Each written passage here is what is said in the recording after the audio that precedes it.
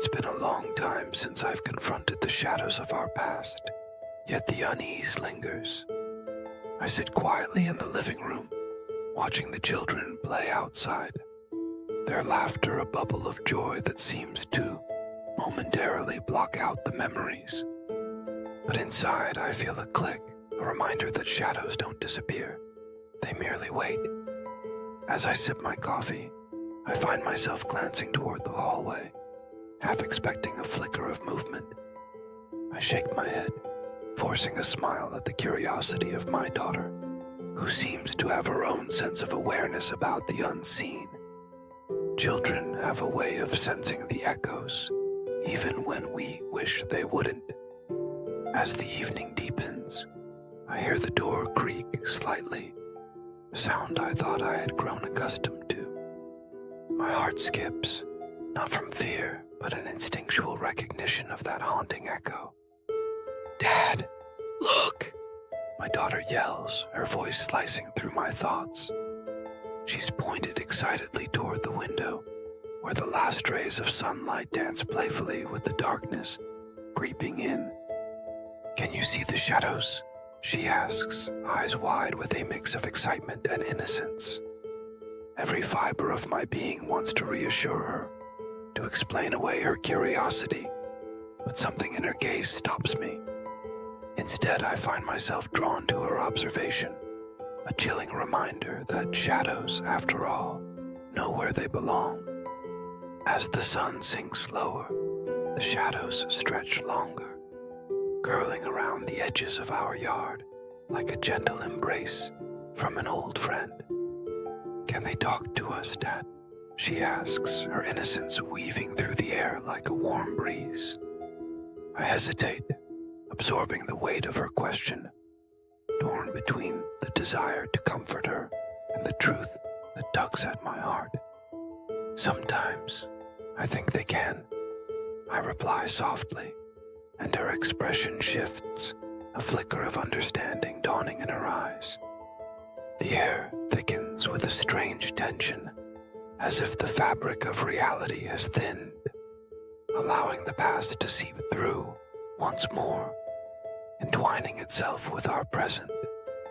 I can almost hear whispers of forgotten moments echoing in the space between us, urging me to confront what has been so carefully buried.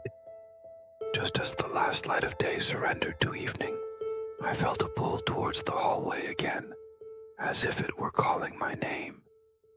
My daughter's giggles faded into whispers, and I caught the faintest sound, a creak in the floorboards. With each step towards that door, my pulse quickened. The shadows deepened around me, having woven their fabric tighter against the walls. It was a reminder, a beckoning, an invitation to probe into what lay hidden. I took a deep breath and pressed my ear against the cool wood of the door. Silence met me, an echo chamber devoid of sound. Yet the air felt charged, as if the hallway had its own heartbeat, thrumming softly beneath the surface. As I leaned closer, the faintest rustle broke the stillness, a hush that seemed to vibrate back through the walls. I drew away, my heart racing, unsure if I was prepared to face what stirred in the shadows. Just then my daughter appeared behind me, her small hands clasped tightly around a toy. "Dad, are you okay?" she asked, her voice trembling slightly but filled with concern. I forced a reassuring smile, kneeling down to meet her gaze.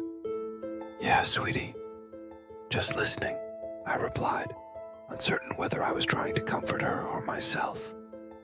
The tension thickened, and I wondered how much longer I could keep pretending that everything was fine, when the very air around us whispered words long left unspoken. As we stood in the dim light of the hallway, the shadows danced along the walls, creating patterns that seemed to whisper secrets of their own. Every instinct urged me to retreat, to shield my daughter from this lingering sense of dread. Yet there she was, a brave little soul, standing firm beside me, her curiosity unwavering. "What does it mean when the shadows talk, Dad?" she asked, her eyes reflecting a mixture of wonder and apprehension. I hesitated, torn between the truth of my fears and the comfort of her innocence. "Sometimes they remind us of things we've forgotten," I finally replied, the words tasting bittersweet on my tongue. "But we don't have to listen if it scares us." My heart raced at the thought. It was as if I was inviting the darkness, allowing its tendrils to weave tighter around our lives. The silence felt heavy, pregnant with possibilities, as a chill swept through the hallway, lifting the fine hairs on my arms. Just then my daughter took a step forward, her little feet crossing into that shadowed space. "What if they want to play?" she said, her voice barely more than a whisper. I watched in a mix of apprehension and awe, knowing how innocent her intentions were, yet feeling the weight of history hanging like a shroud. I wanted to pull her back, to shield her from whatever lay hidden in that darkness, but instead, I stood, frozen, captivated by her fearlessness. In that moment, I knew our lives were intertwined with the past, a secret thread binding us to both memories and myths, whispering of a truth we were yet to unveil. In that charged moment, my heart raced as I watched her step boldly into the shadows, a fearless adventure unfolding right before my eyes. "Wait, sweetie, let's stay together," I called softly, instinctively reaching out to grasp her tiny hand. She turned back, her expression a delightful mix of wonder and mischief, as if the shadows were playmates she longed to engage with. I felt a tug in my chest, the familiar urge to protect my child from the darkness that enveloped us, but also a whisper of curiosity. What if there was more than just fear lurking within those inky depths? The house held secrets, and perhaps our willingness to confront them could unlock something lost or forgotten, bridging the past and present with every cautious step we took into the unknown. As her small hand slipped into mine, a pulse of warmth connected us, momentarily driving away the chill of uncertainty. "Okay, let's see what they want," I said, my voice steadier than I felt. Together, we stepped into the hallway where shadows shifted as if they were alive. The air crackled with energy, both exhilarating and terrifying, as my heart raced with every cautious step forward. I glanced toward my daughter, her eyes wide with anticipation, an innocent explorer oblivious to the weight of history compressed around us.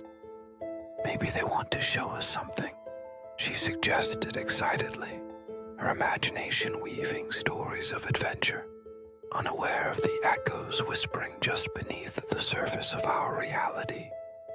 Just then, a flicker of movement caught my eye at the far end of the corridor. My breath hitched as I strained to see more, my pulse pounding in my ears. It was a fleeting shadow edging around the corner, retreating from our intrusion. My daughter's grip tightened around my hand, her excitement mixing with an undertone of apprehension. "Do you see it, Dad?" she whispered, her voice barely rising above the tension of the moment. I nodded slowly, the familiar chill wrapping itself around me like a shroud. For a brief instant, I felt the past tugging at my consciousness, urging me to confront what had been buried in silence for too long.